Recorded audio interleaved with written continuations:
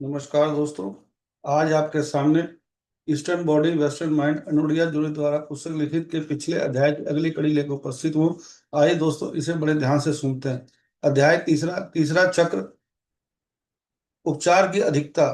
अत्यधिक तृतीय चक्रों में प्राणली की क्षमता से अधिक ऊर्जा होती है और इस ऊर्जा को अन्य चक्रों में प्रवाहित या पुनर्निर्देशित करने की आवश्यकता होती है। अक्सर इस प्रकार के कार्य की रणनीति में तृतीय चक्र को सक्रिय करने के बजाय अन्य चक्रों के कार्य को बढ़ाना शामिल होता है। यदि अतिरिक्त ऊर्जा को पुनर्वितरित करता हूं तो उसे जाने के लिए कोई स्थान होना चाहिए। हमें भावनात्मक अभिव्यक्ति के लिए माध्यम खोलने, हृदय को कोमल बनाने या आधार को बढ़ाने की आवश्यकता हो सकती है। अत्यधिक ऊर्जा के मामले में सीधे तृतीय चक्र पर कार्य करने से शक्ति संघर्ष उत्पन्न हो सकता है, जो केवल और अधिक अतिरिक्त ऊर्जा उत्पन्न करता है।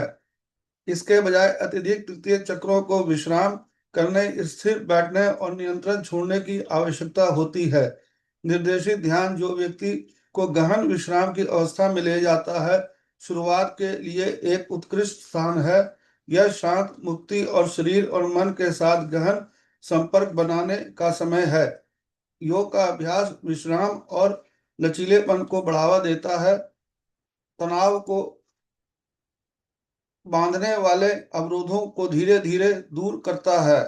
बिना किसी आवश्यकता या लक्ष्य के विश्राम का समय निर्धारित करने में तृतीय चक्र अपने निरंतर आगे की ओर दबाव से मुक्त हो जाता है और व्यक्ति को अस्तित्व की एक गहरी अवस्था का अनुभव करने में मदद मिलती है।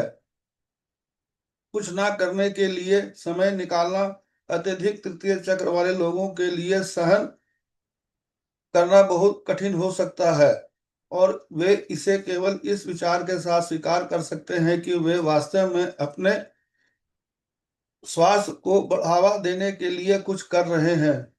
अपने असली रूप को ढकने और छिपाने के लिए एक झूठे कब की जरूरत है। कर्म और उपलब्धि पर आधारित जीवन की आवश्यकता को जन्म देती है, जॉन ब्रडशॉ कह रहे हैं।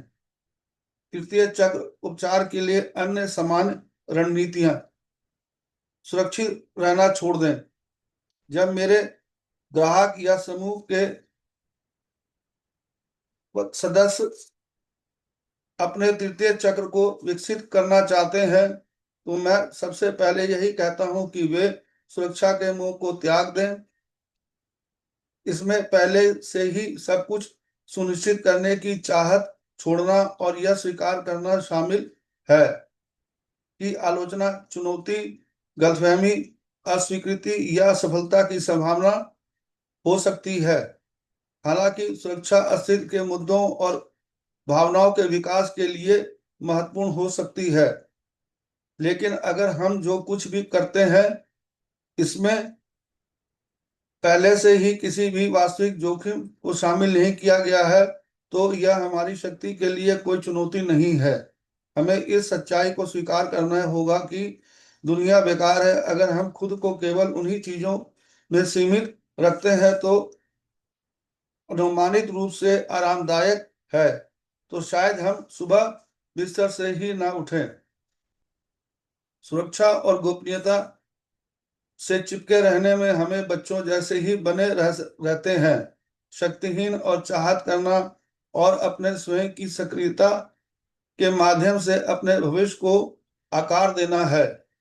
चुनौतियों का सामना करने और उन्हें सफलतापूर्वक हल से करने से हमारी शक्ति बढ़ती है। हमें जोखिम उठाने, अज्ञात में जाने और परिचित के गुरुत्वाकर्षण से बचने के लिए तैयार रहना चाहिए, ताकि इंद्रधनुषी पुल के पार की यात्रा में ऊपर और बाहर की ओर विस्तार कर सकें।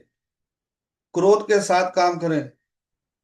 सुरक्षा एक आरामदायक व्यंजना है जिसका उपयोग हम अपनी नकारात्मक भावनाओं को नकारने के लिए करते हैं। सुरक्षा चाहने वालों से नकारात्मक दृष्टिकोण के भीतर इस प्रकार की कार्यप्रणाली खोज ली है। जॉन इरोकस।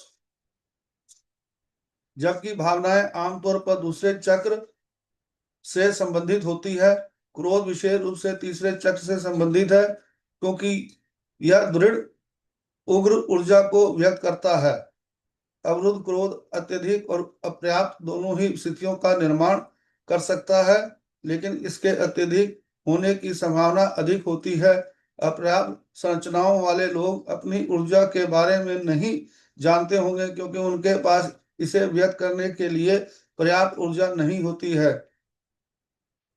एक अपर्याप्त संरचना को क्रोध व्यक्त करने का एक तरीका विकसित करने की अनुमति देने से इसे ऊर्जावान और सशक्त भावना को प्राप्त करने की अनुमति मिलती है। दोस्तों, यह अध्याय की कड़ी यहीं तक। इसकी अगली कड़ी आपके साथ कल फिर लेके उपस्थित होऊंगा। धन्यवाद। Thank you.